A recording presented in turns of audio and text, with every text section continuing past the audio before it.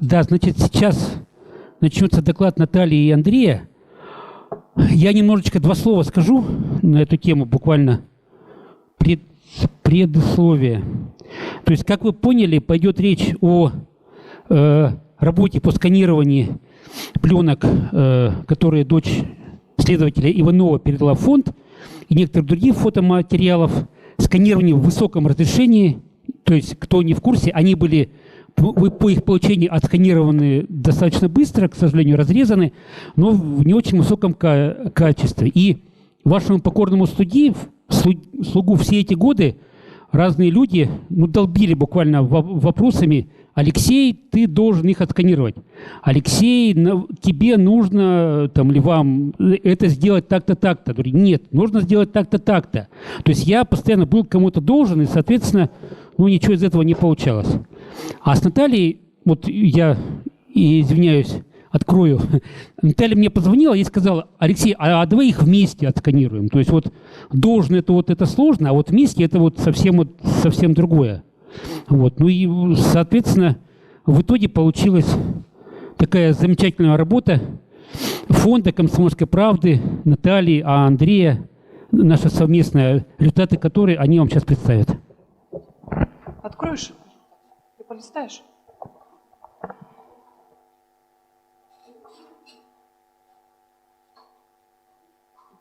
Всем здравствуйте. Пока Алексей открывает файл, я займу совсем немного времени, максимум минут 10, потому что у нас основной докладчик – это Андрей Сафонов. Собственно, из-за него мы сегодня здесь и собрались. Вопрос. Для чего мы вообще решили отсканировать пленки? Казалось бы, они есть в интернете, все эти фотографии с этих пленок нам уже известны, и они уже являются такими хрестоматийными, поэтому, в общем, уже так особо удивить нечем. В таком виде негативы ходят в интернете до сих пор. То есть мы их видим. Там следующий слайд, пожалуйста. В таком виде мы эти негативы видим. И при этом как-то люди умудряются что-то на них разглядеть, работать с ними. Следующий слайд. Тоже в таком виде все это, то есть с подписями в старых чехлах и так далее. Мы решили все-таки, во-первых, нам самим было интересно провести эту работу. Во-вторых, нам было интересно сделать все снимки с этих негативов в хорошем качестве. В-третьих, вместе с фондом, непосредственно с руководителем фонда памяти группы Дятлова, спасибо большое Алексею за то, что он вообще принял участие в этой работе и согласился с нами всю эту работу провести. Мы перелистни пока обратно, мы решили провести так называемую ревизию, что есть, и привести эти пленки в порядок. И теперь можно следующий слайд. Таким образом мы начинали работать с каждой пленкой. То есть пленка, которую мы вытащили из этих чехлов, которые я показывала перед этим, раскладывали все это на специальном светящемся столике. Такой не столик даже, а скорее всего даже такой аппарат большой с подсветкой. И мы пытались соблюсти всю хронологию кадров. То есть от самого первого до самого конечного. То есть стыковали. К сожалению, пленки были разрезаны в свое время, и поэтому нам приходилось стыковать каждый конец пленки, чтобы понять, что зачем идет, чтобы выложить все в правильной последовательности. Можно дальше. У нас не остались без внимания обрезки пленок, которые тоже хранятся в фонде. И в частности, например, один из обрезков, и хорошо, что он не был выкинут, пожалуйста, это оказывается начало очередной пленки дятловцев. Видите, мы его специально состыковали с этим краем, получилась такая цельная пленка уже. Таким образом проходила стыковка. То есть мы здесь, где тут ручку возьму, мы здесь видим, например, видите, такой небольшой зазор, это как раз мы стыковали пленки, обрезки этих пленок. Таким образом это происходило. Очень удобно было на этом столике с подсветкой стыковать их. Дальше. Это тоже очередной момент стыковки, и здесь, как мы видим, не стыкуются как раз пленки. То есть понятно, что вроде бы оно все подходит, вроде бы здесь как-то так логично, что зачем идет, но не стыкуются. То ли кто-то что-то здесь вырезал в свое время, когда отрезал, лишнее отхватил, то ли нет. В общем, Вот таким образом мы стыковали каждый обрезок пленки и пытались установить эту хронологию и последовательность. Небольшое видео, здесь надо, это видео должно включиться вот здесь внизу. Ага. Вот таким образом у нас проходила вот работа. Вот окошечко, да, ну, вот, перфорация относительно начала кадра. Вот здесь видно, что она везде, в принципе, в одном месте идет. И вот это, в принципе, похоже, что это от этой пленки. Очень похоже, потому что вот перфорация здесь идет. Но она у меня не стыкуется. Как будто кто-то еще чего-то тут резанул. А сейчас мы это попробуем. Вот как будто кто-то чего-то... То есть у нас разрыв между вот этими идет и вот этим. То есть вот видите, небольшой такой, да, обрывок пленки на один кадр, и мы не можем его никуда приложить. Он есть, откуда он взялся, непонятно, и мы вот приходилось буквально с каждой пленкой таким образом работать, чтобы найти, откуда этот кадр. Ну, следующий кадр, это таким образом наши эксперты, ну, шутливое немного, конечно, фото, вот непосредственно работают с пленками, рассматривают что-то там, да, что-то, где-то какую-то эмульсию, повреждение и так далее. И следующий кадр, которым я уже закончу свое выступление, это видео.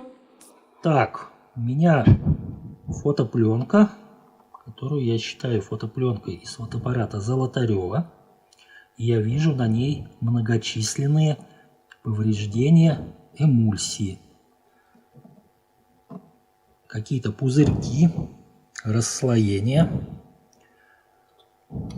Я считаю, что эти повреждения вызваны тепловым воздействием.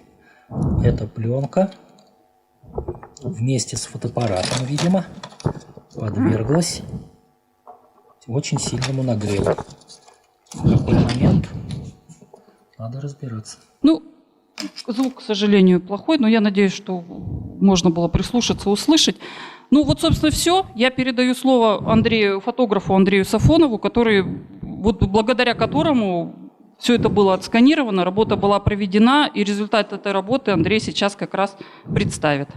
Да, ну и спасибо Наталье, без энергии и поддержки которой это однозначно просто не состоялось. Да, конечно. Да, только благодаря Наташе.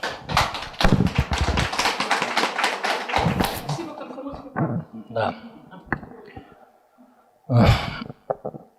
Леш, мою открывай уже эту. Нет, я имею в виду мои картинки. Мои картинки. Уважаемые коллеги, для большинства из присутствующих здесь я человек неизвестный и новый. Но изучением трагедии группы Дятлова я занимаюсь не меньше 15 лет. Слежу за новостями, изучаю чужие версии. Я никогда не ходил в турпоходы, не разбираюсь в медицине, не работал в правоохранительных органах и не сталкивался с инопланетными НЛО. Поэтому в этих вопросах мне приходится доверяться мнению экспертов. Зато я разбираюсь в фотографии. Я фотограф, который успел достаточно много поснимать на пленку, а иногда занимаюсь этим сейчас, ну, для души, конечно. Поэтому я особое внимание уделяю версиям, доказательства которых основаны на изучении снимков из похода и тех страниц уголовного дела, где упоминается фотографическое оборудование дятловцев. И тут у меня часто возникают вопросы к авторам. Ну, приведу парочку забавных примеров.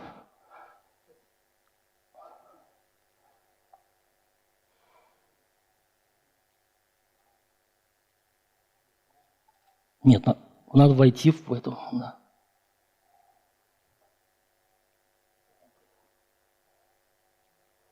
Папку вводи, это папка же.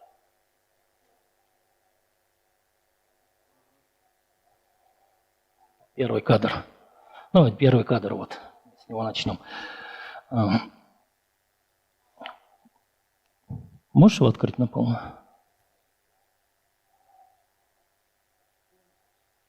Пошло не так. Да, вот с него начнем.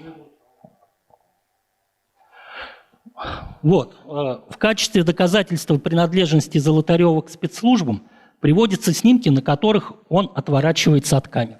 Видите, да? Ну, известная история. Но что в таком случае делать с кадрами, где Семен фотографируется с видимым удовольствием? Кадр, кстати, с той же самой пленки, что и предыдущий. Нет, я не считаю, что Золотарев не мог быть агентом КГБ.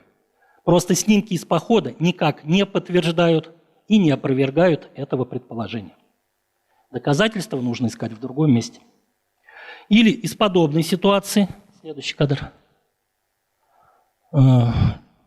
делается вывод, что Зина недавно стреляла из ружья, и поэтому закрывает ухо левое, да?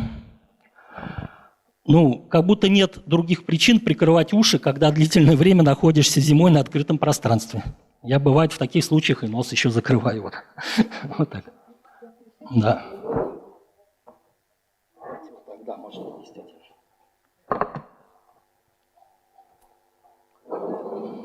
Да. Где-то с 2013 года, благодаря усилиям Тимура Воскобойникова и его единомышленников, была проведена большая работа по изучению фотопленок дятловцев. Выяснили, кому принадлежали те или иные пленки, выстроили хронологическую очередность кадров. Для многих снимков определили примерное место и время съемки. Увы, в последние годы в сети популярны совсем другие исследователи, которые, анализируя те же самые фотографии, приходят к каким-то совершенно диким выводам. Одни утверждают, что все пленки подделаны, а туристов убили в 41-м квартале. Другие доказывают, что расправа случилась в поселке 55-й квартал. Третьи видят на лбу Игоря Дятлова след от пулевого ранения и так далее и тому подобное. И вот уже на телевидении озвучивается версия, что на снимках видны приземлившиеся американские аэростаты, а дипломированный эксперт выдает документ, подтверждающий возможность того, что дятловцы запечатлели своего убийцу, выбегающего из леса с клюкой в руке. Ну, неудивительно, что на этом фоне набирает популярность версия о причастности инопланетян. Я же предлагаю вернуться к первоисточникам, то есть к самим негативам и материалам уголовного дела, и с опорой на результаты, полученные здравомыслящими предшественниками, навести, наконец, порядок в фотографических вопросах трагедии.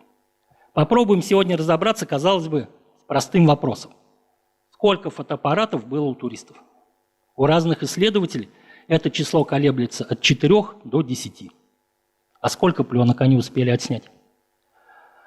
В уголовном деле фигурирует 4 фотоаппарата с указанием серийных номеров,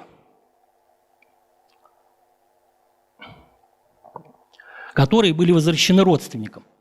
Известна фотография также тела Семена Золотарева, на котором видно нечто, очень сильно напоминающее футляр от Зоркова. А также существует воспоминание одной из родственниц Тибо Бриньоля, где она утверждает, что им не вернули камеру Николая из-за радиации. Но на радиацию исследовали вещи туристов, взятые из ручья.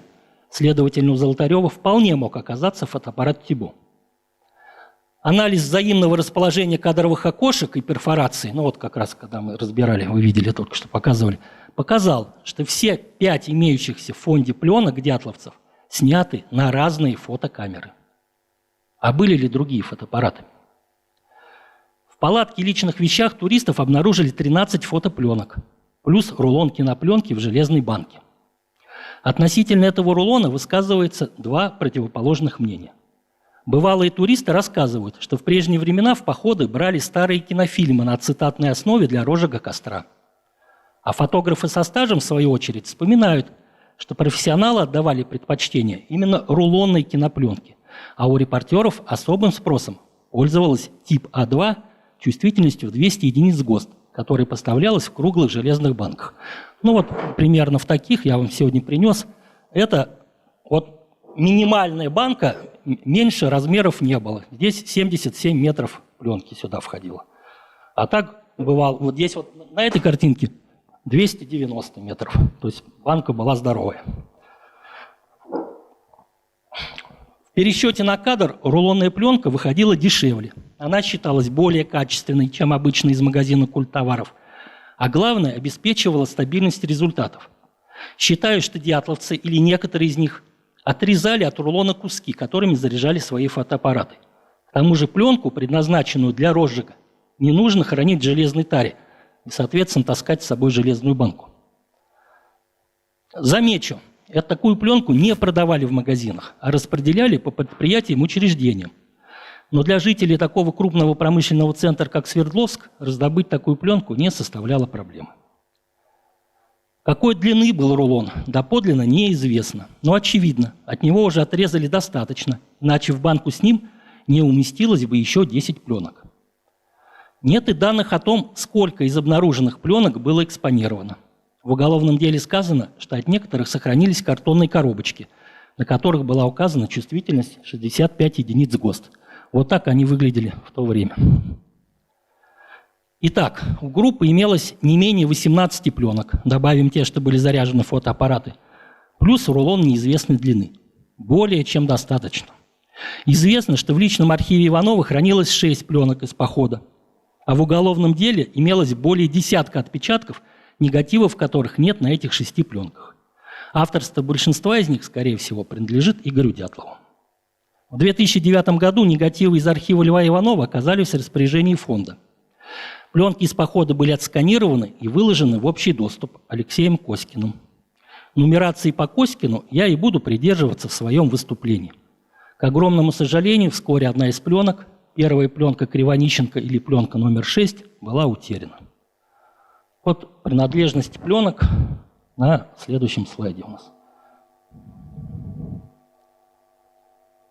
Значит, первая пленка по Коськину – это вторая пленка Кривонищенко, вторая – первая пленка Дятлова, третья – Тибо Бриньоль, четвертая – Слободин, пятая – Золотарев и шестая утеряна – это первая пленка Кривонищенко.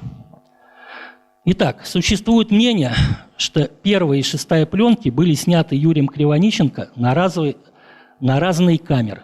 Оно основано на особенностях фотоаппарата «Зоркий». Аналогичные аппараты были и у других членов группы. Это была проверенная временем модель, почти точная копия немецкой камеры Leica-2 1932 года выпуска. Вот сверху Зоркий, внизу Leica. Даже в конце 50-х и начале 60-х годов прошлого века подобные камеры оставались востребованы фотолюбителями и некоторыми профессионалами. Перечислим плюсы. Неприхотливость и надежность, компактность, легкий вес, всего 580 грамм, возможность применять сменную оптику. Кривонищенко, как известно, взял с собой телеобъектив Юпитер-11. Давайте я вам его покажу.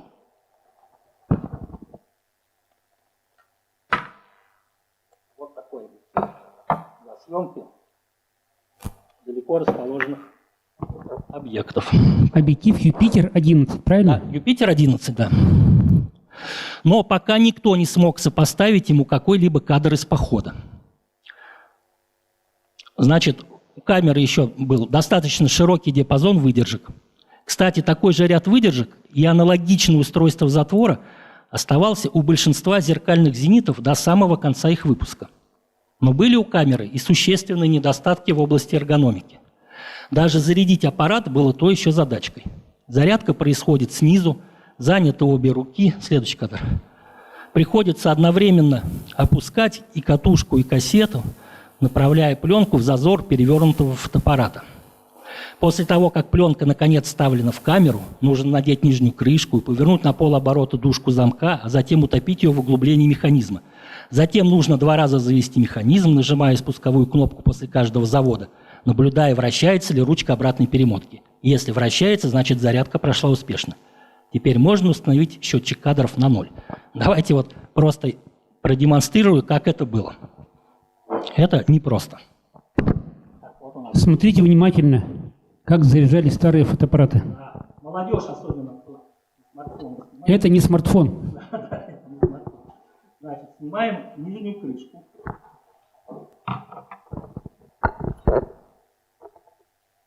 Вынимаем приемную катушку.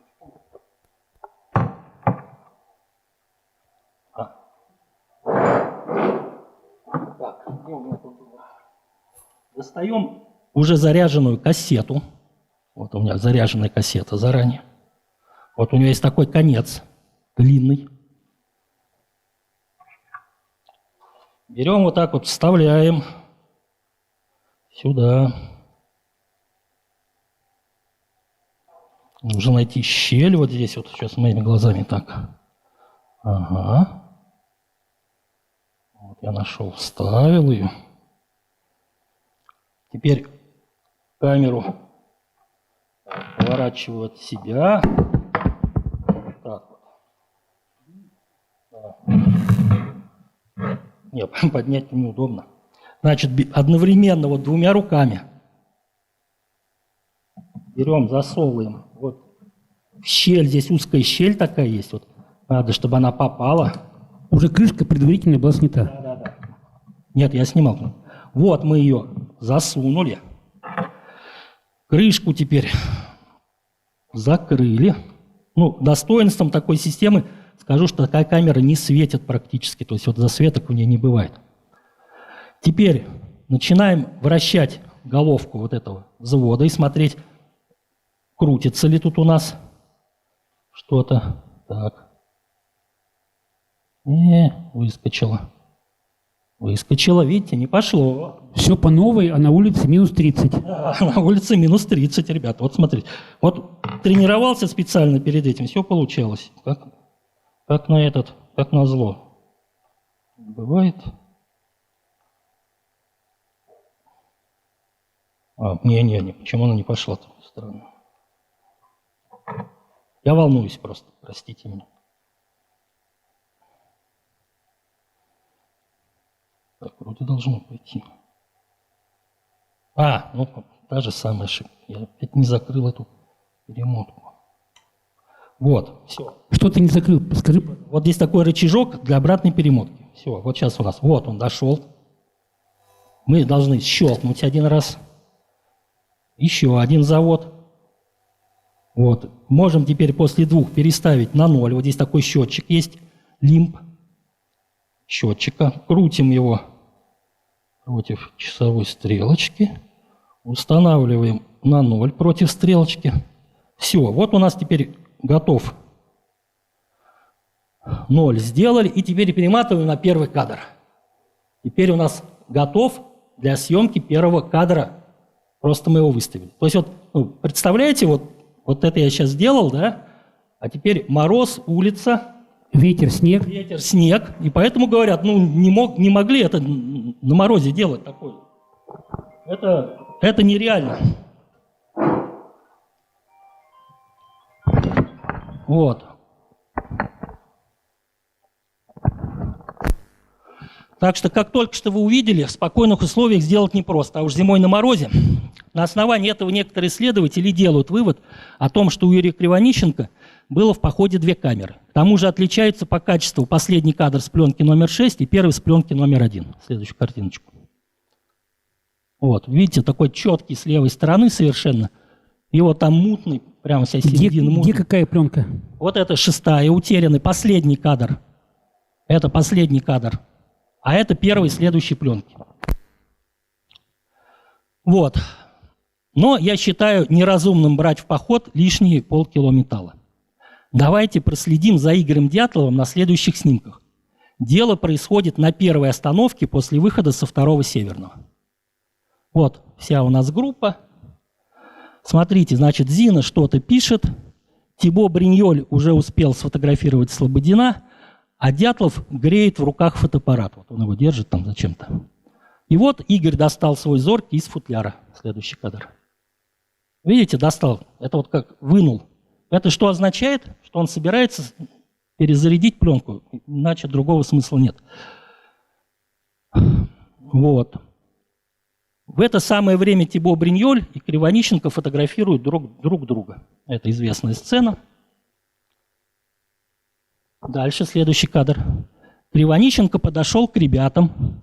Зина взяла у Тибо камеру и собирается снять Рустема.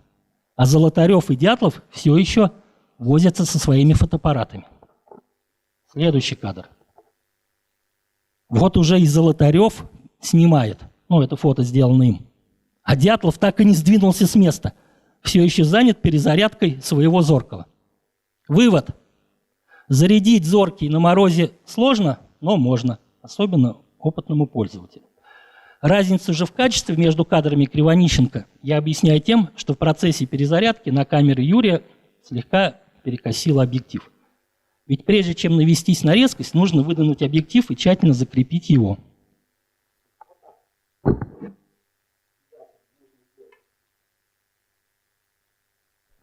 Вынуть, крепко его закрепить, и дальше можно уже снимать, наводиться на резкость.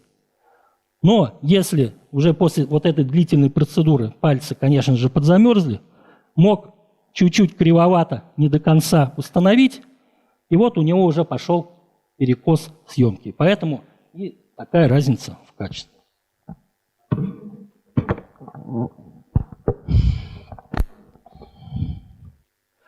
Что нужно еще сказать о первой пленке Кривонищенко, которая номер 6 по Коськину? Выкладывая в 2009 году сканы в сеть, Алексей написал: «Вообще по этой пленке хочу сказать, что перед публикацией я не успел выверить последовательность кадров.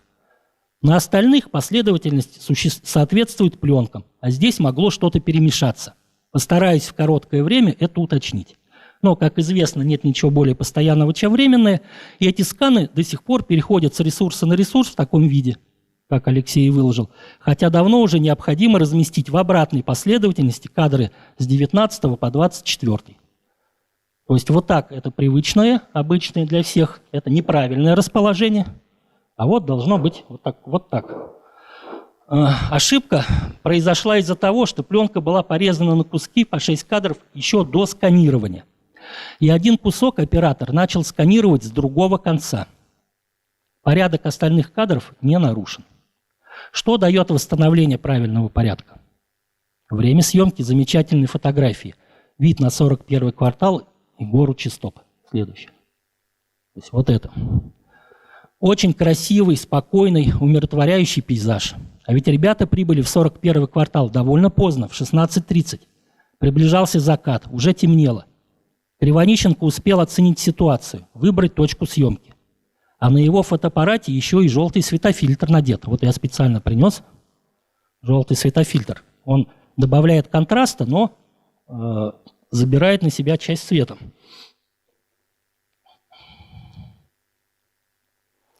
Снимок, тем не менее, получился резкий и удивительно уравновешенный. У меня есть стойкое убеждение, что этот кадр был сделан со штатива. Юрий закрепил камеру, тщательно выверил композицию, верно определил экспозицию и с одного дубля сделал прекрасный снимок. Каким мог быть штатив? Юрий Юдин как-то вспомнил, что это была деревянная бандура, ноги которой выворачивались в обратную сторону. Однако он был немедленно подвергнут обструкции со стороны знатоков, которые утверждали, что деревянный штатив слишком громоздок и тяжел для похода. Юдин после этого больше не рассуждал на эту тему, а в среде детловедов утвердилось мнение, что штативом Кривонищенко могла быть исключительно струбцина, которую можно прикрутить к чему-то или ввернуть в дерево. Я предлагаю вашему вниманию 3 вида штативов, распространенных в те годы. Вот деревянная 4-звенная бандура.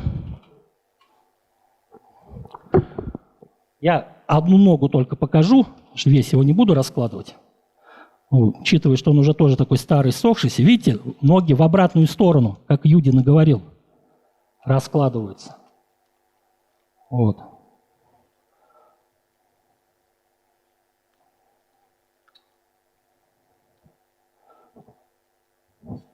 Он большой, но очень компактный. И легкий по весу. В перерыве можете подойти посмотреть, кто хочет. В перерыве обязательно посмотрите. Сейчас вот теперь собирать. Собрать сложнее, чем разобрать. Еще, конечно, поэтому давай. Я сейчас его уберу. В перерыве обязательно оцените вес. Это очень легкая вещь. Очень легкая. Вещь из того времени. Это как раз именно того периода. Металлический импортный штатив тоже очень легкий, компактный, на 3 ногах. Ну и, конечно, вот это та самая струбцина, которую можно или за что-то закреплять, или вот у нее есть вот такой вот хитрый такой система, типа штопор, которую можно вкрутить в какой-нибудь пень и потом накрутить этот штатив. Вот. То есть вот 3 вида этих.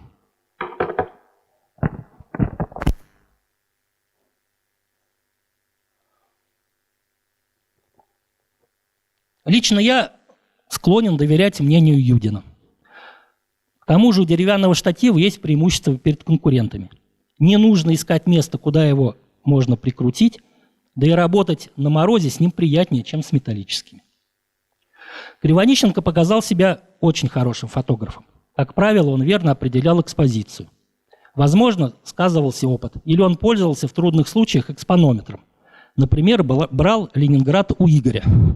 Вот я вам принес тоже сегодня показать, как это выглядел. Электронный Ленинград.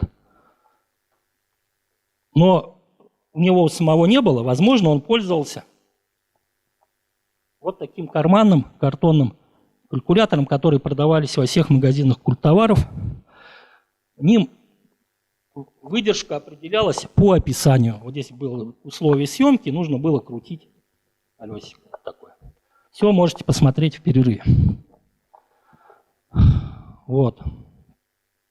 Сильно ошибся Юрий только один раз, когда делал в помещении портрет лесоруба Огнева по прозвищу Борода.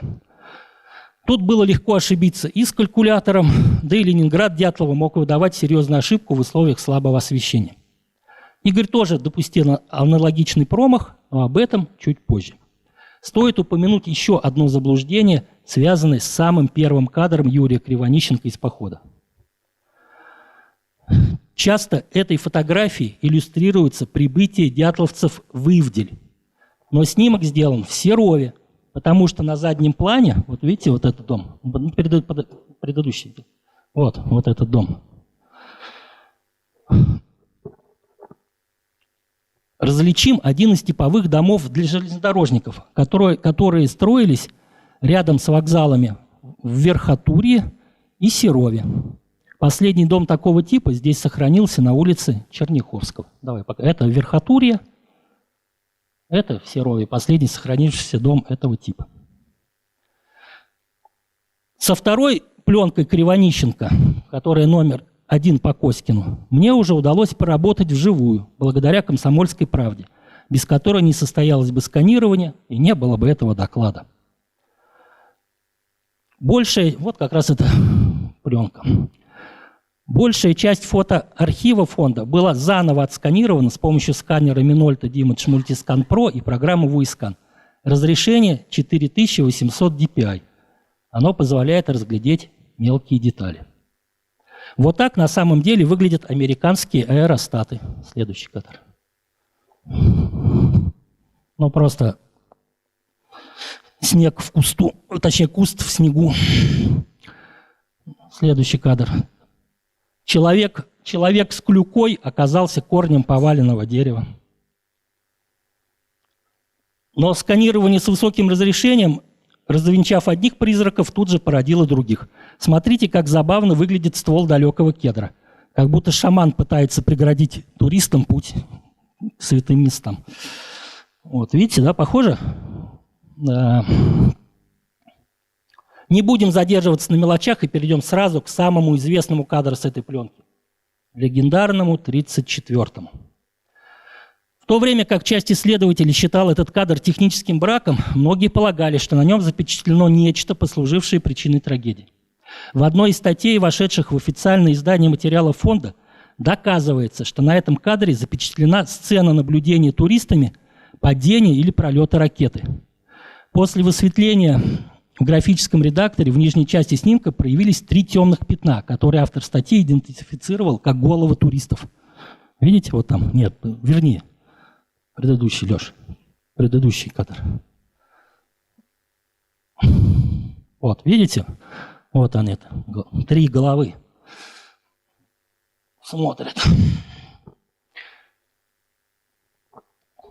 Чтобы доказать ошибочность данной точки зрения, я предлагаю рассмотреть по отдельности ракетный след, в кавычках, и головы туристов. Начнем с голов.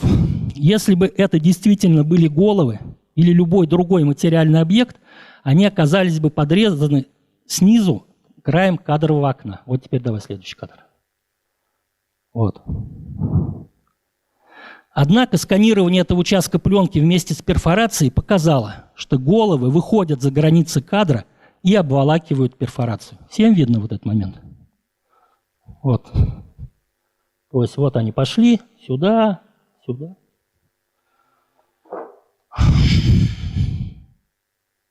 Следовательно, мы имеем дело не с фотоизображением, а дефектом эмульсии. Например, пленка в этом месте пересохла, и проявитель не сразу проник в светочувствительный слой.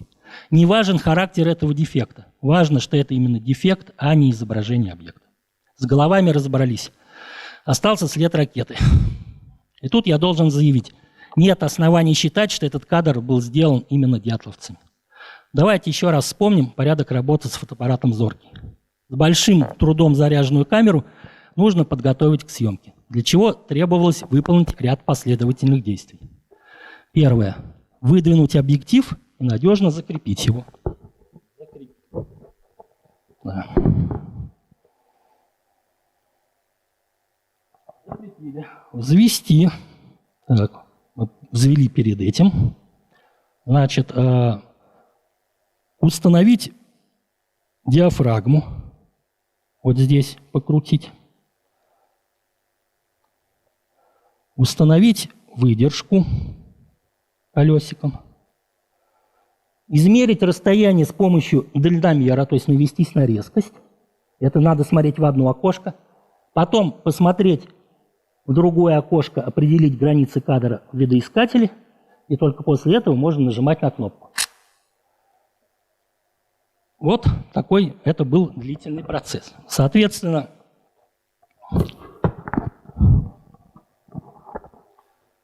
современным пользователям смартфонов все это кажется очень сложным. А когда-то такие камеры были основным оружием фоторепортеров. Вспомним хотя бы легендарную песенку военных корреспондентов с лейкой и блокнотом. Ну, чтобы хоть как-то ускорить процесс, многие фотографы часто перематывали пленку на следующий кадр сразу после того, как сделали предыдущий. Последним кадром, снятым Юрием Кривонищенко, были знаменитые уходящие в пургу лыжники. Давай вот. То есть вот этот кадр он сделал. И щелкнул, сразу же перевел к следующему. Это был 33-й кадр. Он перевел на 34-й. Уже в палатке Юрий прикрутил свой зоркий к штативу. Далее происходит ЧП, и фотоаппарат с присоединенным штативом остается в палатке. И вот камера в руках у следователя. Он смотрит на счетчик и записывает в протокол. Зоркий номер такой-то, заснято 34 кадра. Только потому, что на счетчике стоит 34. Теперь нужно смотать пленку назад в кассету и отдать ее в проявку. Но пленку не перемотать при заведенном затворе. Прежде всего, надо нажать на кнопку спуска при закрытом крышкой объективе. Так рекомендовано в инструкции. Теперь нам легко представить картину. За письменным столом сидит человек, в руках у него зоркий, перед ним горит настольная лампа, рядом несколько бликующих предметов, стеклянные или жестяные баночки, письменные принадлежности, лупы, другие фотоаппараты и так далее. Камера извлечена из чехла, объектив задвинут в корпус, потому что так удобнее его переносить. Крышечка на нем отсутствует. Скорее всего, крышечек не было ни у кого из туристов. Их легко потерять в снегу. Человек нажимает на спусковую кнопку и, сам не зная того, делает знаменитый кадр. То есть вот это как происходит. Дали камеру, задвинут объектив. Надо перемотать. Она не перематывается при заведенном кадре. Значит, что нужно сделать? Нужно сделать вот так. Вот что было в этот момент. Да, и потом уже есть специальный такой рычажок, и его надо подвинуть, и все, и пошла перемотка. Вот так. Давайте вопросы попозже, ребят. Да, заведен, потому что ускорять, чтобы быстрее вот это все щелкнуть. Следующий кадр заранее, чтобы потом вот это при следующем кадре 15 этих операций, не 15, 6 операций, вот, чуть-чуть просто ускорится. Вот. В перерыве все могут это попробовать. Да, Андрей покажет, как это все происходит. Да. В том, что этот снимок получен примерно таким образом, нет сомнений у многих фотографов, имевших опыт работы с подобными камерами. Начиная с 2013 года некоторыми исследователями проводились опыты по получению похожих изображений. Вот какого результата добился исследователь под ником Галфинд. Предыдущий. Это был про 3-4 кадра, следующий. А это вот приобщается протоколу следующее. Фотоаппарат зоркий, Иванов, с штативом и разбитым светофильтром. Фотоаппарат, заснято 34 кадра. Это вот то, что я перед этим говорил. Вот Галфин фотографировал кусочки фольги на столе. Вот посмотрите верхний кадр, какой он получил. Видите, это очень похоже. Это при том, что у него даже не было такого объектива, как на зорким. Он с другим объективом этот эксперимент проводил. Вот. А ведь, да, вернись назад. А ведь на объективе Кривонищенко, еще если вы помните, находился разбитый светофильтр. Тут были какие-то трещины, которые тоже могли внести свою лепту в формирование изображения. Я к тому, что практически невозможно будет получить один в один такой же кадр, какой мы имеем на пленке 34. Потому что надо знать, что там за объекты лежали, как именно был разбит фильтр и так далее. Но примерно ход мысли-то понятен. Вот. Ну и, соответственно, раз уж зашла речь про этот фильтр, помните, там были какие-то в свое время рассказывали, что вот там какой-то там этот враг осматривал фотоаппарат, объектив, у него случайно слетел этот фильтр, упал и разбился. Ну, во-первых, он никогда сам не свалится, такая конструкция, его с трудом вообще надо снять. Во-вторых, это легкое стеклышко, если оно упадет на пол палатки, покрытой рюкзаками, ему ничего не будет. А если на упавший наступить ногой, то такие алюминиевые краешки, они сомнутся, и назад его уже никак не оденешь. То есть светофильтр получил повреждение именно на самом фотоаппарате. В какой момент? Тут два варианта. Либо в момент ЧП, там, может, дрались этим фотоаппаратом, может, ребята, когда выбегали из палатки, наступили ногой на него. Вот. Либо уже, когда поисковики разбирали палатку, там, ледорубом что-то рубили, попали по чехлу, раздавили. Вот это. Других вариантов тут просто я не вижу.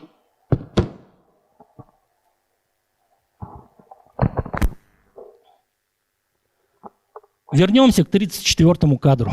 Для тех, кого не убедили приведенные доводы, у меня есть просто убийственный аргумент. На бумажке, в которую была завернута пленка, рукой Юрия Кунцевича написано «Снимок с задвинутым объективом». Видите? То есть он прекрасно знал, как был получен этот кадр.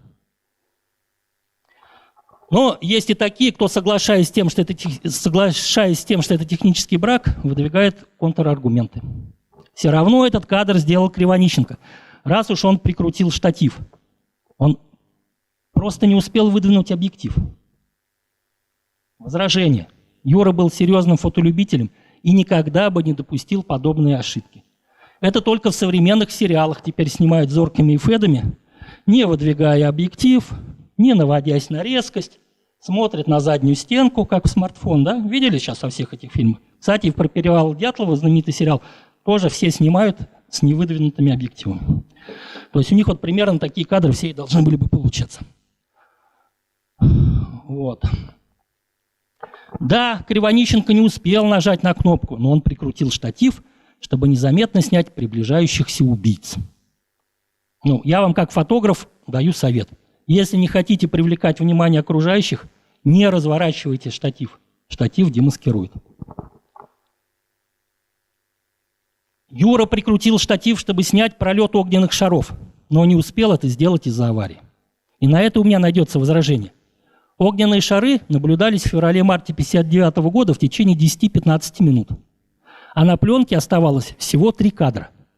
Неужели на такое ответственное задание Кривонищенко заложил всего 3 нажатия на спусковую кнопку? А дальше нужно было бы перезаряжать камеру. Оперативно он бы это не смог сделать. Тут не просто на морозе, но еще и в темноте. Только потерял бы время. Так что я считаю, что Юрий собирался сделать несколько видовых пейзажных кадров на рассвете, когда остальные еще спят. И чтобы не терять золотое время, максимально подготовился к съемке. Оставалось только установить штатив и выдвинуть объектив. Теперь перейдем к первой пленке Дятлова, которая номер 2 по Коськину. Вот ее показывали перед этим. До недавнего времени считалось, что на этой пленке 31 кадр. Нам удалось найти в архиве недостающий кусок. Он кажется почти пустым. Леш, покажи предыдущий. Вот. То есть вот сравнение с другими. Видите, вот этот нижний, да?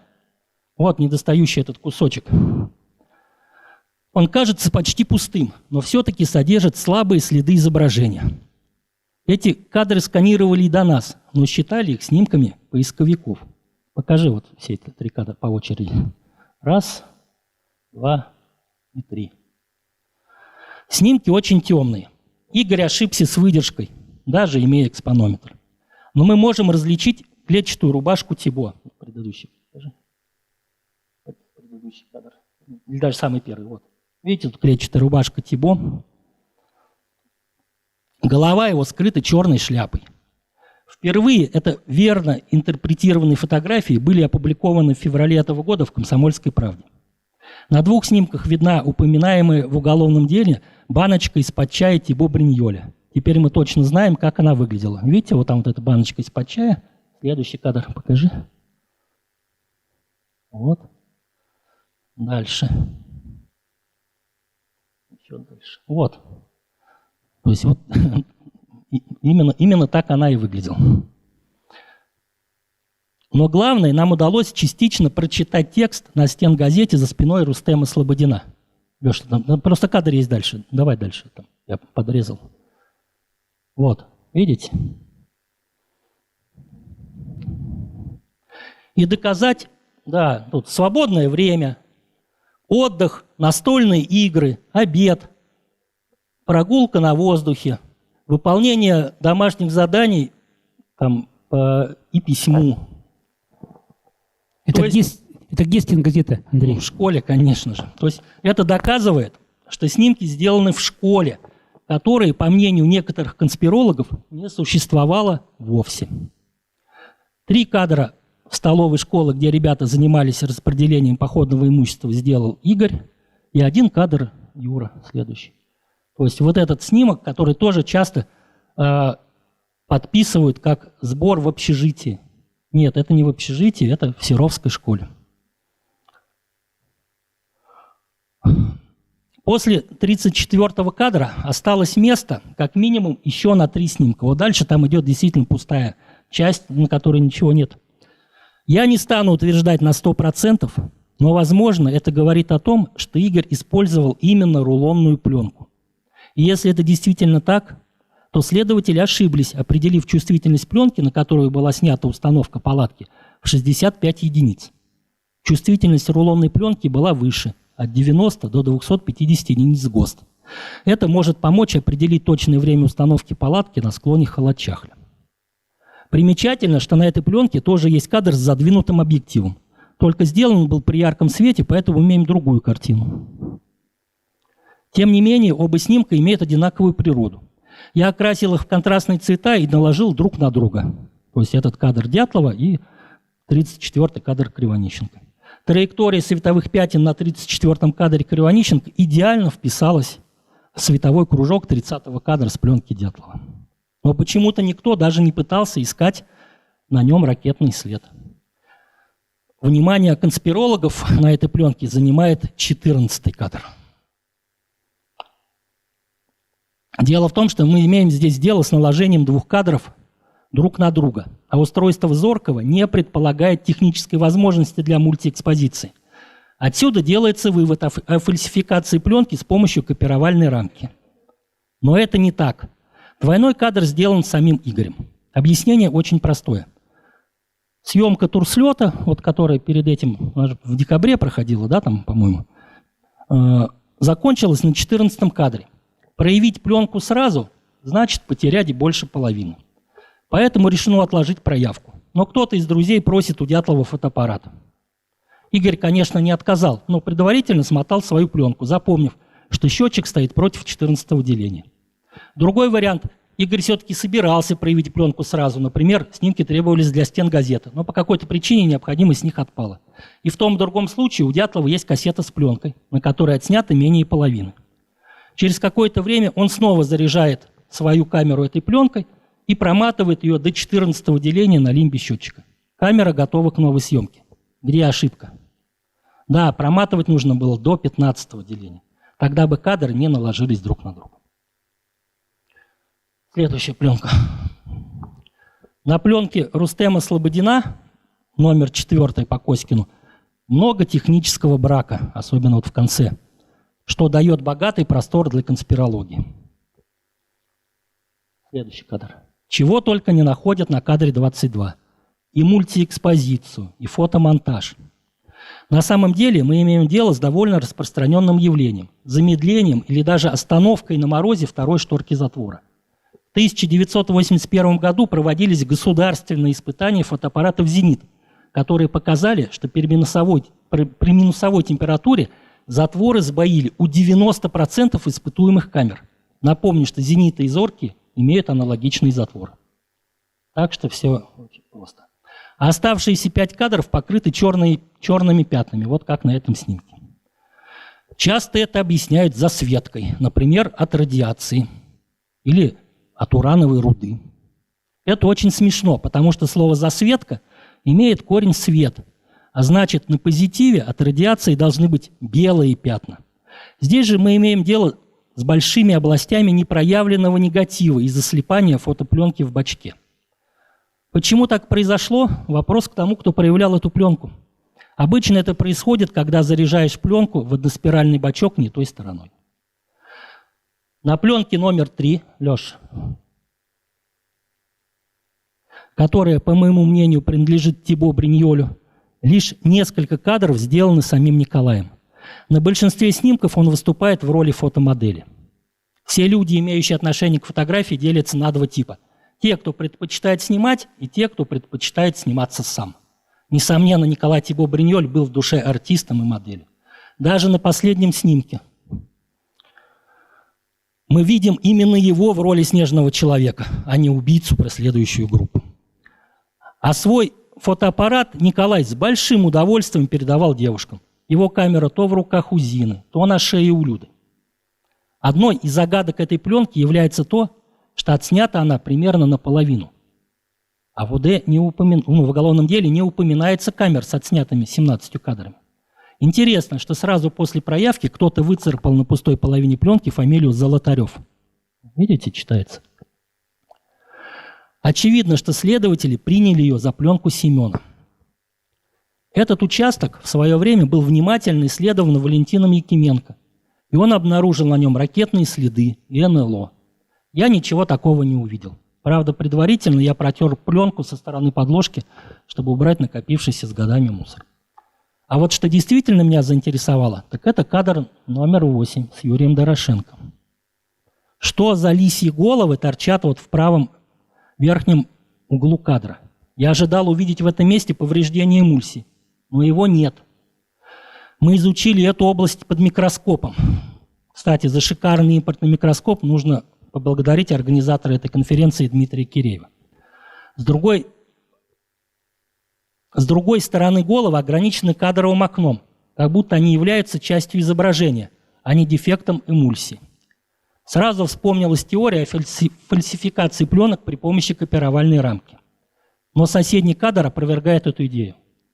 Вот, смотрите, как они рядом стоят. Видите, вот эти головы, непонятно откуда взявшиеся изображения. И вот соседний кадр.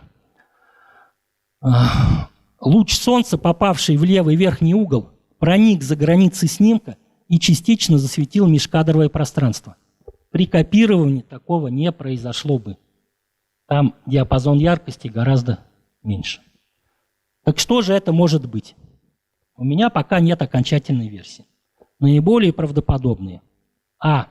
Перед Юрием Дорошенко действительно что-то маячит, и ветер треплет некие тряпки-варежки, которые висят на лыжных палках, как, например, на этих фрагментах.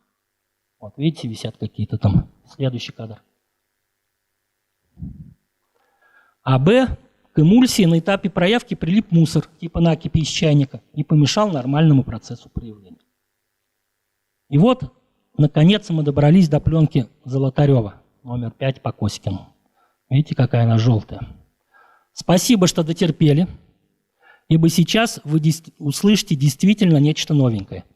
Я обещал вам, что будет жарко, и вот этот момент настал. Долгие годы среди исследователей трагедии существовал консенсус относительно этой пленки. Она продолжительное время лежала в ручье, отсюда множественные дефекты. Видите, вот эти дыры. Черные пятна на изображении здесь имеют другой характер.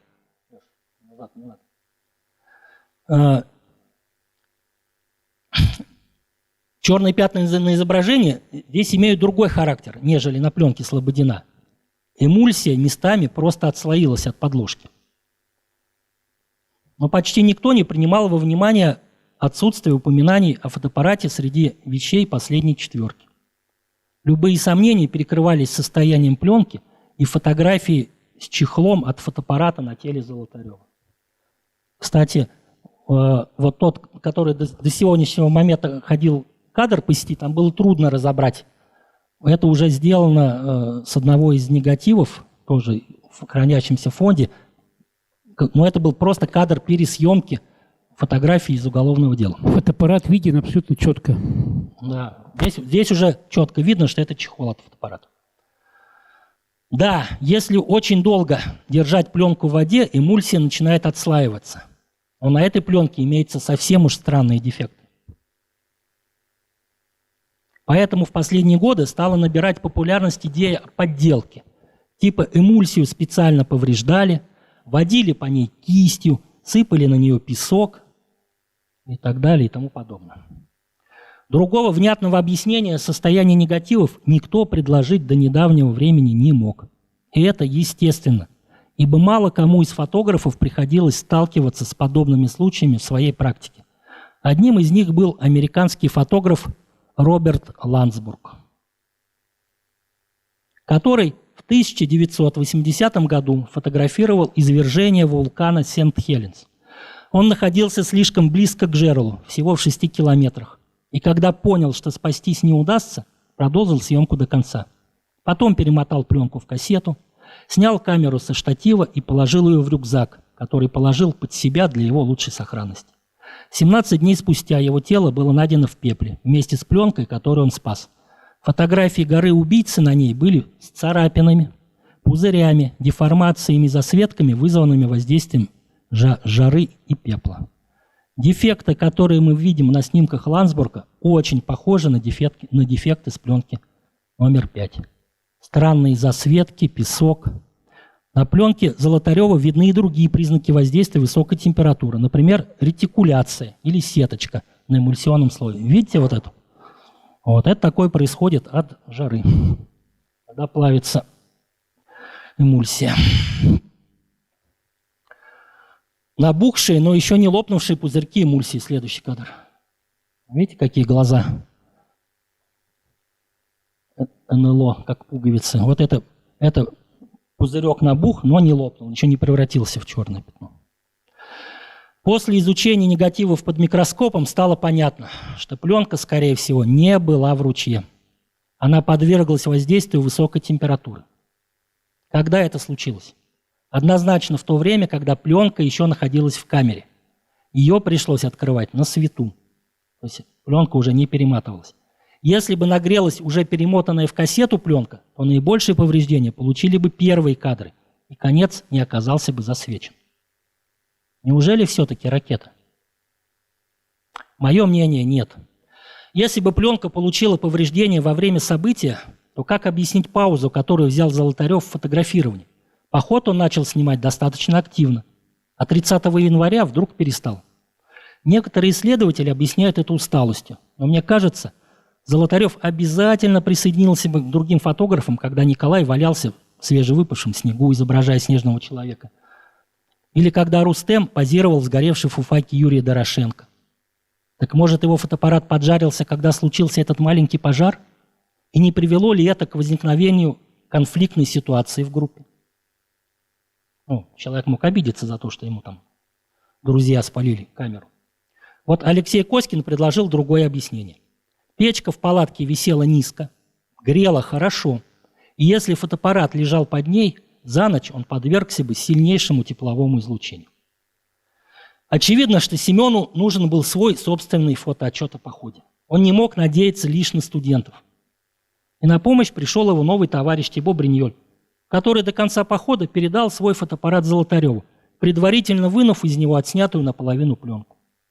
Можем теперь объяснить и загадочную фразу из уголовного дела о том, что сцена установки палатки снималась 2 разными фотокамерами. Одна из них была Игоря, вторая Тибо Бриньоля, когда ей уже пользовался Золотарев. Подведем итог. Фотокамер в группе было 5. Фразу из протокола опознания вещей о принадлежащем Слободину в фотоаппарате «Зоркий» номер неизвестен надо понимать не как описание секретной фотокамеры без серийного номера, а как предположительно по внешним признакам это камера Слободина, но серийный номер его фотоаппарата нам пока неизвестен. Теперь о количестве отснятых пленок, частично или полностью. Слободин – 1, Тибо Бриньоль – 1 или 2, потому что начало имеющейся пленки относится к 41-му кварталу, хотя Дятлов, Слободин и Кривонищенко начали снимать еще в Серове. Кривонищенко – 2, Золотарев – 2 или 3, потому что его первый кадр из Вижая. Дятлов – не менее 3. Мы помним, что на первой стоянке после 2-го Северного Игорь перезаряжал камеру, а первая пленка заканчивается в Серове. И есть снимок из автобуса, приписываемый Дятлову. Перейдем теперь к другим негативам фонда. Их можно разделить на 3 части. Фотографии поисковых работ и тел из морга, снимки из архива Иванова, не имеющие прямого отношения к делу, пересъемка фотографий из дела и туристских альбомов УПИ. Нет времени подробно рассказывать о том, что запечатлено на этих пленках. Это тема для отдельного исследования.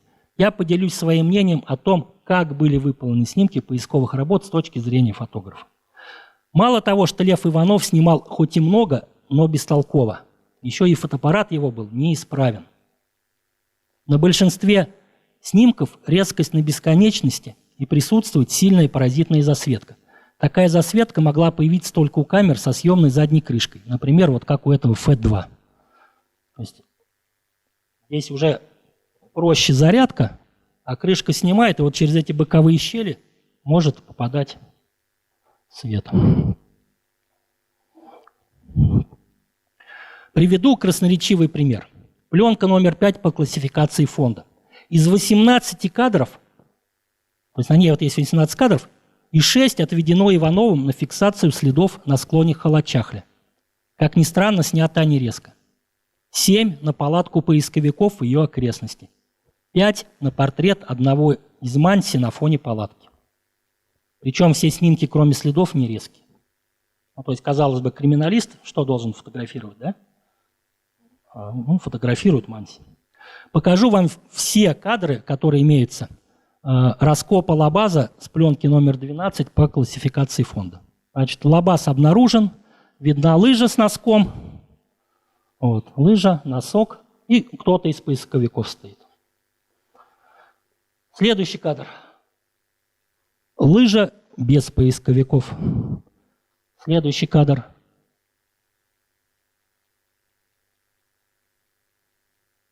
Давайте теперь. Лыжа и поисковики. Следующий кадр.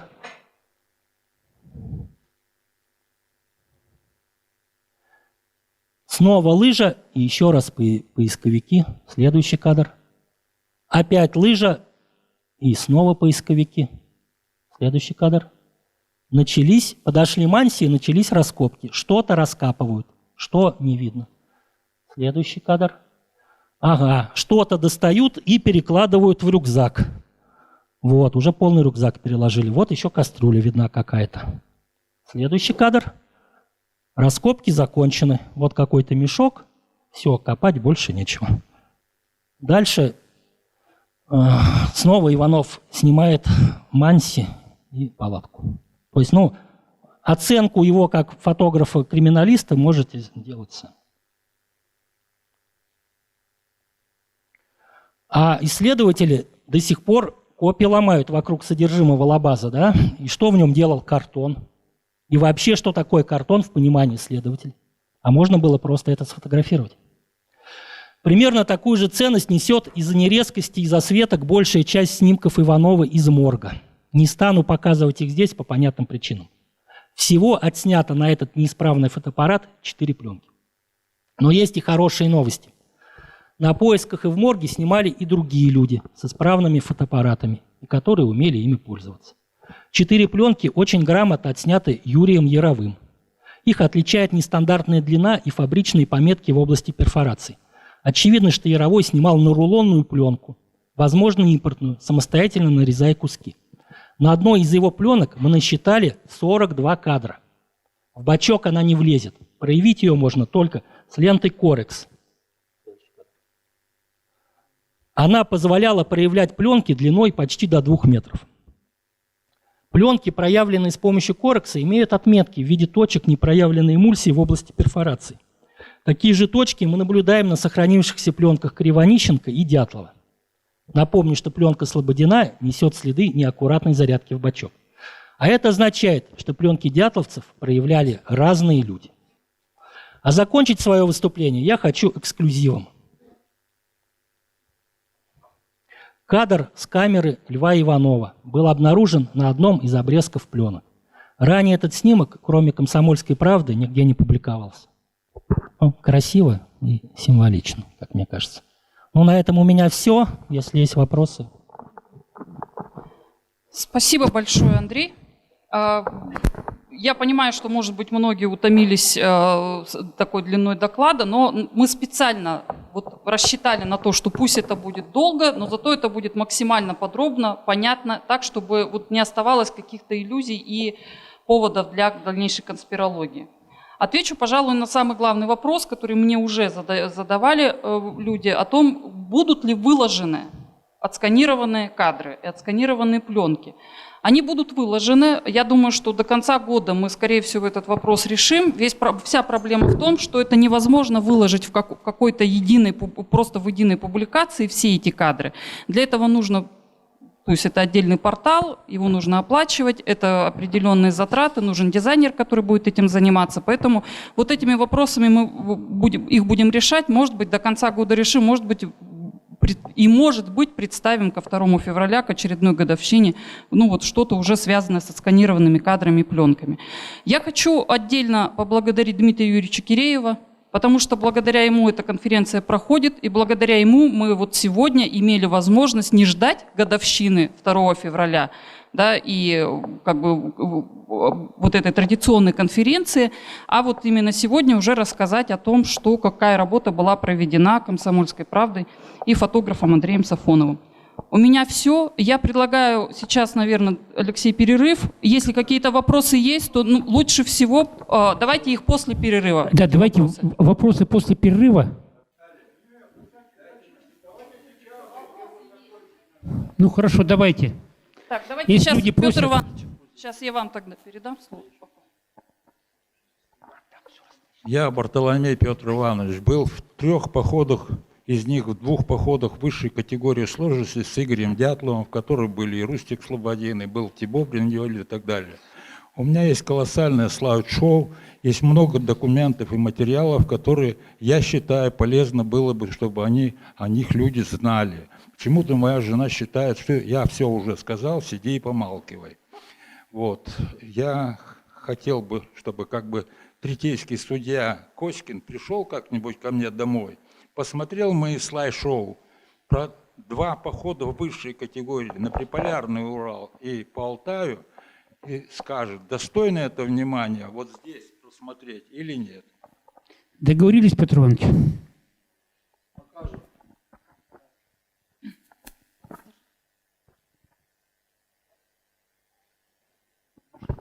У меня есть несколько вопросов.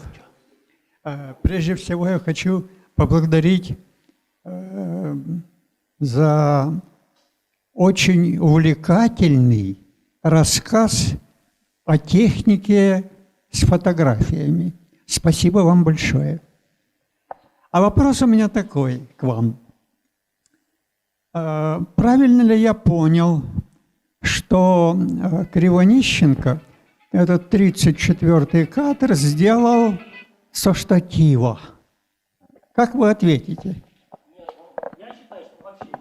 То есть я считаю, что он вообще его не делал. Он просто приготовился к съемке, он уже взвел кадр, прикрутил штатив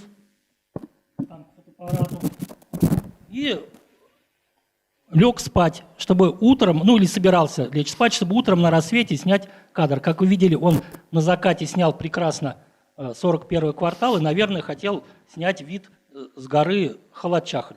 3 кадров ему бы на это вполне хватило. Влево, вправо, по центру. Вот. Поэтому он все подготовил. Нужно было, оставалось только утром вылезти из палатки, ноги штатива развернуть, выдвинуть объектив и снимать. Но он этого не успел сделать. Этот кадр уже сделал тот человек, который вынимал пленку из фотоаппарата. Ему было нужно обязательно нажать на эту кнопку спусковую, иначе бы пленка не перемоталась бы. Да, я Конечно, понял. другой, да, ну там или Иванов, да, или там кто угодно. Подождите. Я понял ваш ответ, но не удовлетворен им. Почему? Потому что, когда мы разбирали палатку 28 февраля 1959 года, мы не видели штатива. Штатив был сложен, и где-то он не был с фотоаппаратом соединен. Значит, даже заметить его штативом невозможно было. Поэтому я не удовлетворен вашим ответом. Вот, Может быть, вы что-то уточните? Вот как раз это надо уточнять у вас. Мы идем в личную. Да, нет. Владислав Георгиевич, нет. Мы в личную дискуссию, потому что у нас есть еще вопросы. Нет, дело-то как раз в том... Нет, кстати, вот очень, Наташа, это очень... А сейчас хочу вопрос задать и вам тоже. Это очень важный вопрос на самом деле, потому что я могу основываться только на тех показаниях, на тех устоявшихся мнениях, которые есть в дитловедческой среде. И там почему-то все говорят о том, что штатив был прикручен. Это все говорят об этом, а вы говорите, что не было. То есть, это вопрос к вам. Почему вы, являясь свидетелем, что фотоаппарат не был прикручен, допустили то, что утвердилось такое мнение. Вот я очень рад. То есть, даже поэтому, получается, Кривонищенко мог даже ничего и не приворачивать к штативу. Он просто после того, как сделал кадр с лыжниками, просто перевел на следующий кадр и оставил в палатке. Тогда еще все проще. Да, хорошо. Спасибо. Секундочку. Сейчас у меня есть вопрос сразу к 2 человекам. Коськину и Наталье. У вас есть сейчас, у кого-то из вас, я не знаю, но есть отсканированные хорошие кадры. Сейчас в типографии находится моя книга о дятловцах. И там используются фотографии очень плохого качества. Мой вопрос к вам. Кто из вас может дать мне фотографии, не все, там только ряд, небольшое количество фотографий дятловцев в хорошем качестве, чтобы я мог заменить в книге плохое качество на хорошее? Мы этот вопрос с вами в личном порядке решим. Так, давайте это лично обсудим. Так, Вопрос услышан. Да.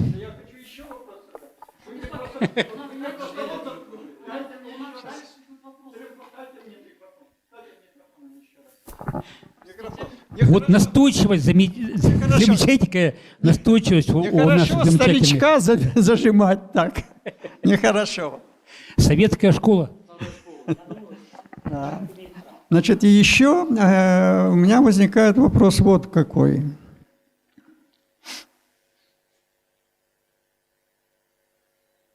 Ваш увлекательный рассказ с иллюстрацией технической, он очень интересен.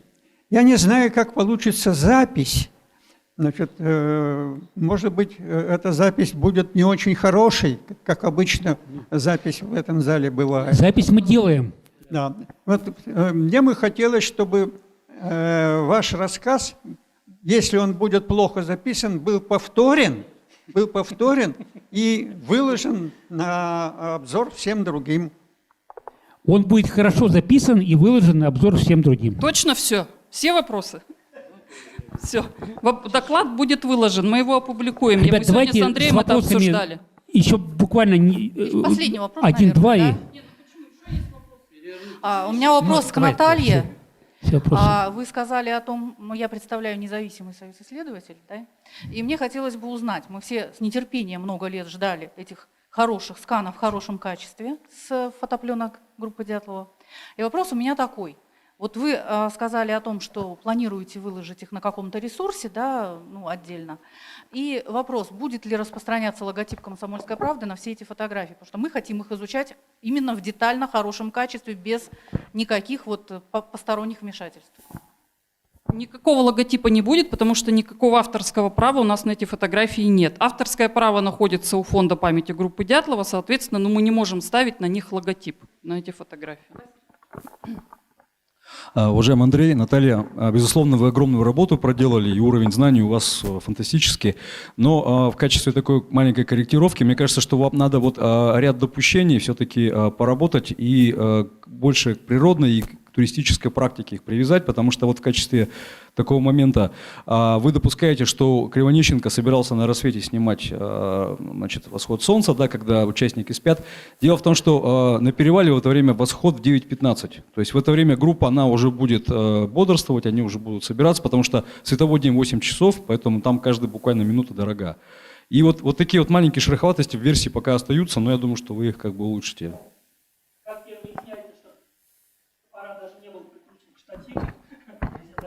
Даже тогда вообще снимается это. Да, вопрос, да. А так по вопросам, как я вам сказал, что я не турист ни разу, вот, по туристическим вопросам я консультировался с Алексеем, конечно. Кстати, Наталья, а в каком документе было сказано, что фотоаппарат прикручен к штативу? Кто вспомнит? Такой документ был. Да, ребят, нужно... Там был просто написано фотоаппарат со штативом. Он как-то шел в паре, он выловил прикрученный... А если не ошибаюсь, это в опознании вещей Юдина, нет? Протокол места обнаружения палаты. Фотоаппарат со штативом, а вот он был прикручен, почему-то считается... Дима, а вопрос Дмитрия Киреева и Андрея. Давайте быстренько, ребят. Да, я понимаю, там уже кофе-брейк стынет. Ну вот в ситуации не к Андрею вопрос будет.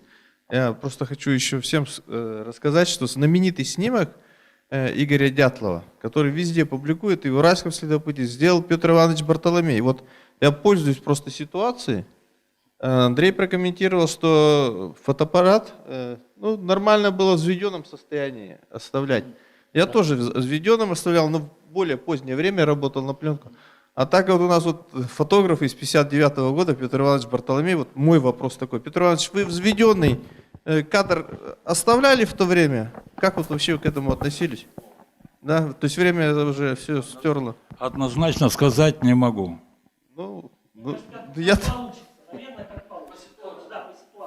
Да, ну логичнее просто, да, вот взвел, там пружина ничего не ослабнет, потом нужен момент снимать, просто кнопку остается нажать. Ну вот, в общем-то, все. Так, Андрей. Дмитрий, так а у меня вот вопрос как раз продолжение твоего. Андрей, вот мне доводилось снимать уже на более позднее время, там на Зенит, там на Зенитье, немножко на Фэ, то есть я вот зорким не пользовался, не довелось.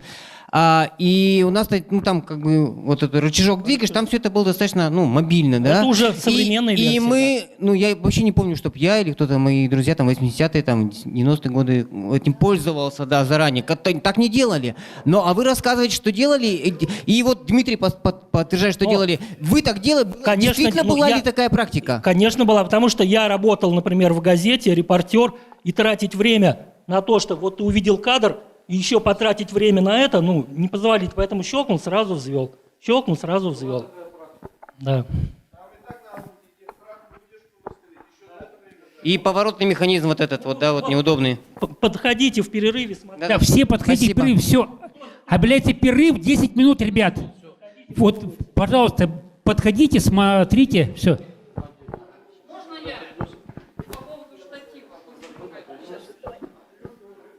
Смотрите, в уголовном деле написано: зоркий номер такой-то, штатив прикручен.